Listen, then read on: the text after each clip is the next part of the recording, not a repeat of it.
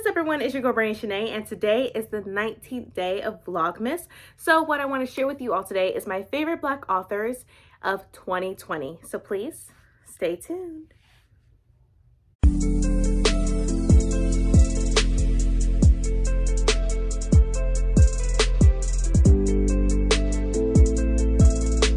And I am back, and if you're new to my channel, welcome. So like I said before, I wanted to share with you one of my recent and one of my favorite authors of 2020. Now there have been so many debuts coming out, so many sophomore books that came out, everything like that, and I figured it'll be the best time to share with all of you the ones that I read and the ones that have become my favorite. So let's get started. So the first book that I read by this author, which I really love and has become one of my favorites of 2020, and that is Daughters of Jubilation, and that is by Kara Lee Cothran. I really loved her writing style. I really enjoyed this book and what it stood for.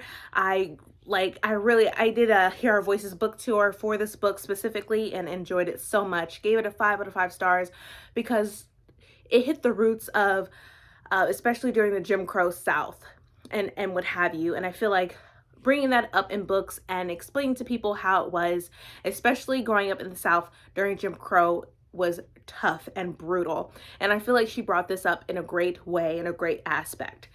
So I want to share with you a synopsis just in case if you haven't read this book yet. But this book did come out, in October. But anyhow, it says, in the Jim Crow South where supremacy reigns and tensions are high, but Eveline Deschamps has other things to worry about. She has 2 little sisters to look after, an overworked single mother, and a longtime crush who is finally making a move. On top of all that, Evie's magic abilities are growing stronger by the day. Her family calls it jubilation, a gift passed down from generations of Black women since the time of slavery. And as her own magic continues to unlock, something dark comes loose and threatens to resurface. When the demons of Evie's past finally shake free, she must embrace her mighty lineage and summon the power that lies within her. So I will also let you know, just trigger warnings. There is things involving rape and everything like that. So I definitely just wanted to let you know about that as well. Trigger warnings, just to throw that out there now. But yeah, so this Kara Lee Cothran has become one of my favorite books, and I cannot wait to read more of her work. So here's this book. Next book I was also part of Hear Our Voices book tour for, and I enjoyed this book so much. I know there was a lot of mixed reviews about this book, but I definitely enjoyed it just because, there can be ignorant people or just people that don't have any knowledge of what is happening around them or in their own community. And I feel like this brings up a good aspect of that and just being more aware and more present of certain things that are happening in your community and what you can do to help your community or be more involved in your community. And that is The Black Kids by Christina Hammonds Reed. Love this book. Gave it a 5 out of 5 stars. This is pretty much located during the time of the race riots in LA. So we dealing with Rodney King and him being brutally beaten by police officers. So this is taking place right then, and the main character is pretty much going to a school where she's pretty much, I believe she's a second or the third, only 3 Black kids in her school altogether. So they look to her for guidance, they touch her hair and everything like that, and it's just stuff that she starts to notice about her classmates. But let me read the synopsis so you can get a better understanding of the book, but I will also leave my link up above so you can get a view of my review that I did for Hear Our Voices book tour. And it says, what does it mean to be one of the Black kids? In Los Angeles, 1992, Ashley Bennett and her friends are living the charmed life. It's the end of senior year and they're spending more time at the beach than in the classroom. Ashley's not always so sure she actually likes her friends these days, but they've been besties since kindergarten. Everything changes one afternoon in April when 4 LAPD officers are acquitted after beating a Black man named Rodney King half to death. Suddenly, Ashley's not just one of the girls, she's one of the Black kids. As violent protests engulf LA and the city burns, Ashley tries to continue on with the life as normal, even as her self-destructive sister gets dangerously involved in the riots. Even as the model Black family facade her parents have built starts to crumble. Even as her best friends help spread a rumor that could completely derail the future of her classmate and fellow Black kid, LaShawn Johnson. Her world splintering around her, Ashley, along with the rest of LA, is left to question who is the us and who is the them. So yes, when it talks about her family as well, I want to let you know they raised her in a way where she was more, I would say, sheltered. I feel like they didn't raise her into acknowledging the fact that you're Black. This is what's going to happen. This is what stereotypes you're going to be facing. They just didn't prepare her. So during this time in 1992, during the race riots in LA, she starts to experience all these things about her, as her complexion, just her being Black in general. It's pretty much making her more aware of things that her friends say and things that she picks up now and then, that she's starting to realize that they talk really like bad things about her. And I feel like that's something that is great representation of, and I just love this book, and I cannot wait to read more by Christina. So this is another Black author that has become my favorite of 2020. Next book that I really love so much, especially with this retelling and also with the with queer as well. It has a lot of queer things, which I love. I love having representation of everyone, and supporting the LGBTQIA community. So this book right here, loved so much, and 5 out of 5 stars, of course. I did my own review about it, which I definitely will leave the link up above, so I won't get too deep into it, but that is Cinderella is Dead by Colleen Barron. Love this book. Loved everything about Sophia. As well, of course, the main character, her name is Sophia. I don't really remember. I think it's Sophie. Yeah, Sophia. So okay, I was right the first time. So it's Sophia. Loved everything about this retelling, except the fact is, this is in the world of Cinderella, but Cinderella has been dead for like 300 years. And so in this world, women don't have any rights. Women don't have any rights to their own money. Men have to choose them if they want to be married. It's a man's world in this book, and a lot of women are being suppressed and oppressed and being beaten by their husbands. And even so, they can't even, and no one can really help them either with their husbands beating them, because they feel like in this world, men feel like that is a normal thing, and women just have to take it and keep on moving and keep on pushing. But I love this book. Let me share with you the synopsis. I don't want to get too deep into it, because I definitely will still leave that link up above with this book, so you can, I did a whole review about it because this book was great. But it says here, okay, so it's been 200 years since Cinderella found her prince, but the fairy tale is over. Now, teen girls are required to appear at the annual ball, where the men of the kingdom select wives based on a girl's display of finery. If a suitable match is not found, the girls not chosen are never heard from again. 16-year-old Sophia would much rather marry Aaron, her childhood best friend, than parade in front of suitors. At the ball, Sophia makes the desperate decision to flee and finds herself hiding in Cinderella's mausoleum. There, she meets Constance, the last known descendant of Cinderella, and her stepsisters. Together, they vow to bring down the king once and for all, and in the process, they learn that there's more to Cinderella's story than they ever knew. This fresh take on a classic tale will make readers question what they've always been told about happily ever after, and root for girls to break down the constructs of the world around them.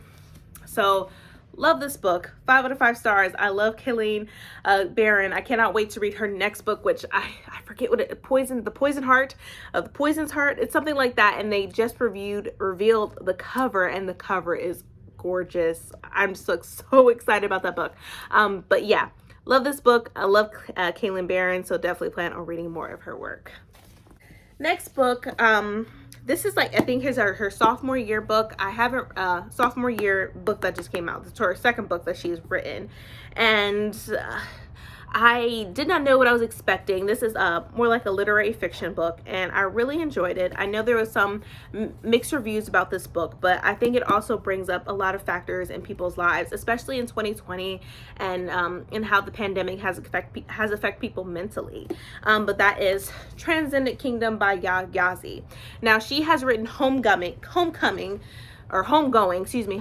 I believe that is I think that is the book. Either it's Homecoming or Homegoing, but it's one of those titles. And I haven't read that book yet, but I plan on doing so because I do like the way she writes her books and just everything and how it's written. But this is her second book that she has written, from what I know. And this is pretty much dealing with depression and everything like that. And I have gone through depression before. And it can be a very dark place. And that was because I had lost someone very close to me who, sorry, I don't want to get all teary, but a person that was very close to me, and I did not know how to handle it because I felt like she was the only person that understood me. She was the only person that I felt like that gave me the affection of that she really, really, really loved me. Like, not just because of what I did or the sports that I played. She loved me for who I was. And that's something that I will cherish those moments with her forever. But this book definitely gives you the facts of depression and what people go through on a regular basis, and also just losing someone and how some people handle it. Some people handle it in ways of becoming alcoholics and drinking, and self-medicating themselves by drinking so much and becoming alcoholics, and just don't know how to control their intake. And some that go through depression also while losing someone is also just not being themselves and just constantly being a couch potato or just in bed all day long. Or, depression is depression. It can be from anything really that can trigger someone. And I feel like this book gives you a great representation of that, and why the main character is trying to find ways to cure depression, because her mom has gone through so much depression throughout the years because of her brother's death. Due to drugs and alcohol. But I believe he died from overdose. So yes. So I feel like with this book, I loved it, and I think everybody should read it, especially if you are going through something, because, I feel like this brings up a lot of things that could help you, and, in my opinion. But let me read you synopsis. So it says, Yagassi's stunning follow-up to her acclaimed Homegoing. So it's Homegoing is her first book. So it says, Yagassi's stunning follow-up to her acclaimed Homegoing is a novel about a Ghanaian family in the contemporary South. At once a profound story about race in America, and an astonishingly intimate portrait of a young woman reckoning spiritually and intellectually with the legacy of unmanageable loss. Gifty is a 6-year PhD candidate in neuroscience at the Stanford University School of Medicine, studying reward-seeking behavior in mice and the neural circuits of depression and addiction. Her brother Nana was a gifted high school athlete who died of a heroin overdose after an ankle injury left him hooked on oxycodone. Her suicidal mother is living in her bed. Gifty is determined to discover the scientific basis for the suffering she sees all around her.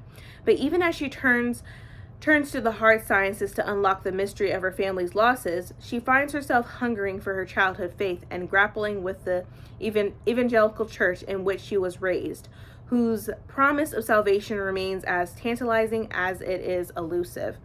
Transcendent Kingdom is a deeply moving portrait of a family of immigrants ravaged by depression and addiction and grief.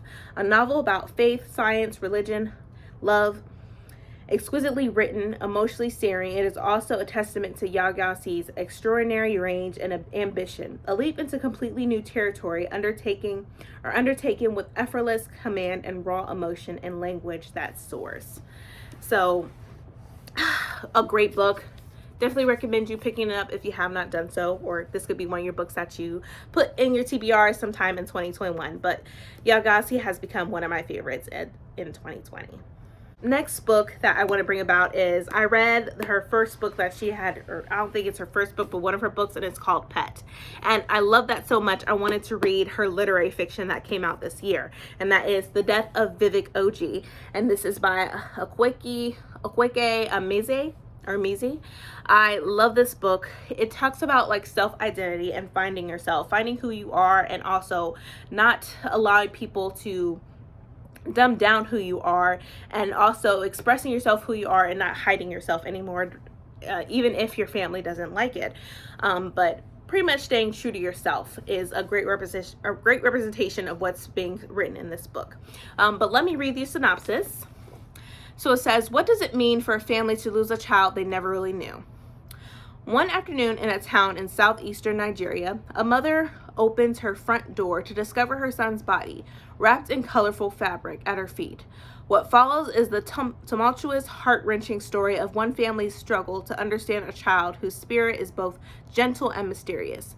Raised by a distant father and a compassionate but overprotective mother, Vivek Oji suffers disorienting blackouts, moments of disconnection between self and surroundings. As adolescence leads to adulthood, Vivek finds solace in friendships with the warm, boisterous daughters of the Niger wives, foreign-born women married to Nigerian men. But Vivek's closest bond is with Asita, the worldly, high-spirited cousin whose teasing confidence masks a guarded private life. As their relationship deepens and Asita struggles to understand Vivek's escalating crisis, the mystery gives way to a heart-stopping act of violence in a moment of exhilarating freedom.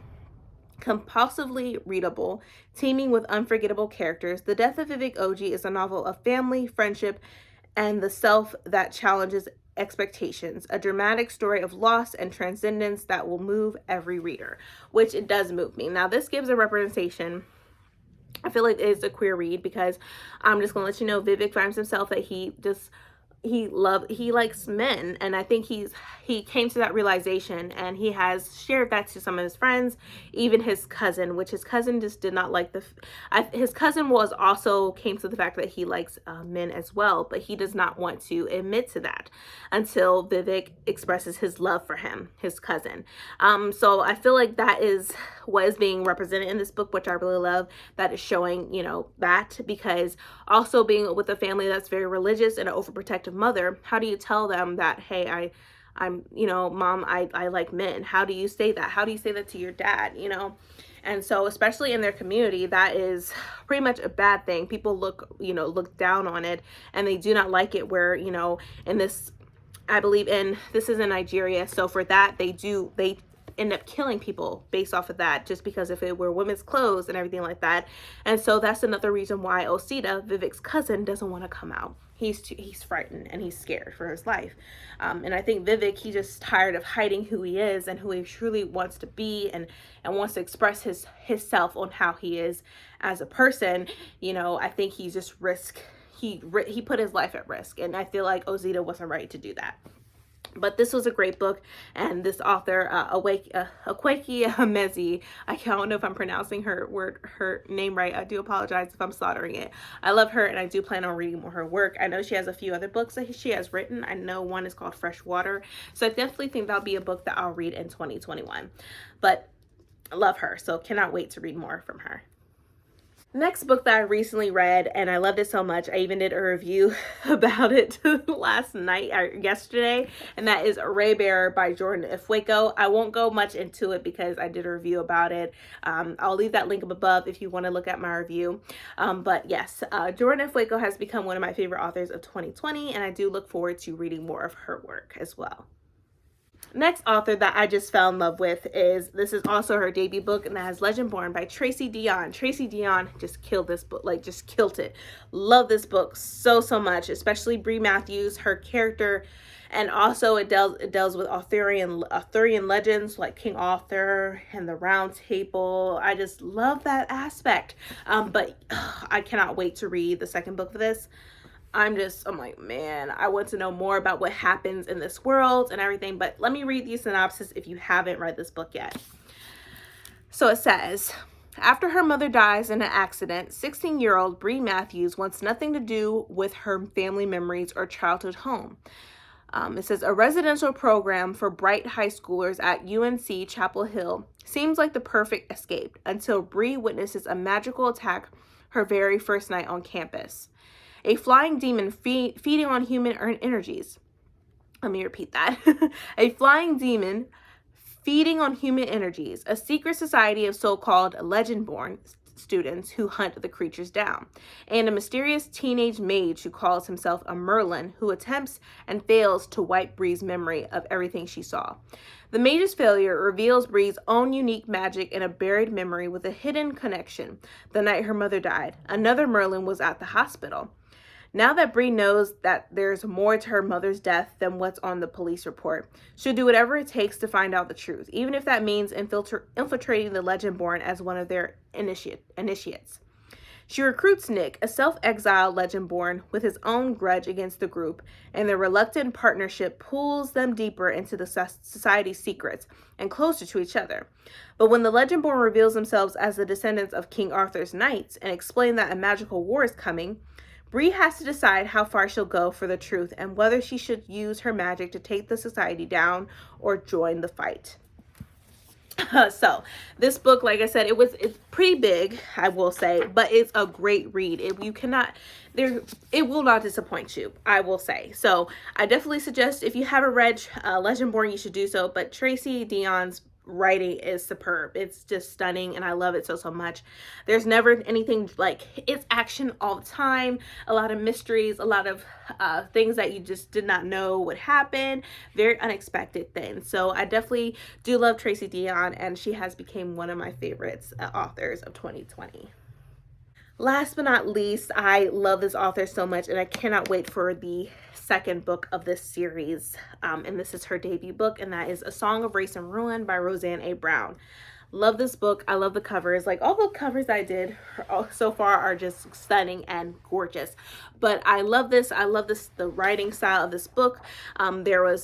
It just kept you going. It wanted you to know more about what happened to these characters, Karina and especially Malik. But let me read the synopsis if you have not read this book yet. So it says, for Malik, the Solsticia Festival is a chance to escape his war-stricken home and start a new life with his sisters in the prosperous desert city of Zoran. But when a vengeful spirit abducts Malik's younger sister, Nadia, as payment to enter the city, Malik strikes a fatal deal. Kill Karina, Crown Princess of Zoran, in exchange for Nadia's freedom.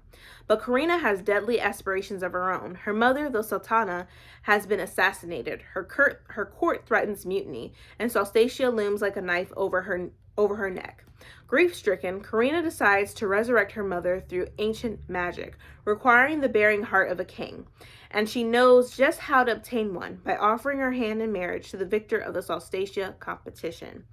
When Malik rigs his way into this contest, he and Karina are set on a heart-pounding course to destroy each other. But as attraction flares between them and ancient evils stir, will they be able to see their task to the death? So, we still don't know what happens to them at the end. We know what happens to them at the end. They're pretty much separated, but we don't know what's going to become of Karina and Malik. So I cannot wait to read the second book, which the cover of that one is stunning as well. But Roseanne A. Brown has definitely been one of my favorites authors of 2020, and I definitely look forward to reading more of her work as well. But that is it, you guys. Those are all the books and all the authors, my favorite authors, Black authors at that, of 2020. I really hope you enjoyed this video. I just wanted to share with you, and I read all these books this year as well. So just to let you know, love these books. I love the debut books. I love the sophomore books that they had done. I love how the style of the writing is amazing. It was never a bore to me. I just loved it. And all these books are 5 out of 5 stars for me, of course. But anyways, I hope you enjoyed this video. If you did, please give me a thumbs up. Also, hit that subscribe button and that bell to be notified when I upload more videos in the future. But thank you so much for watching, you guys, and please stay healthy and stay safe. See ya.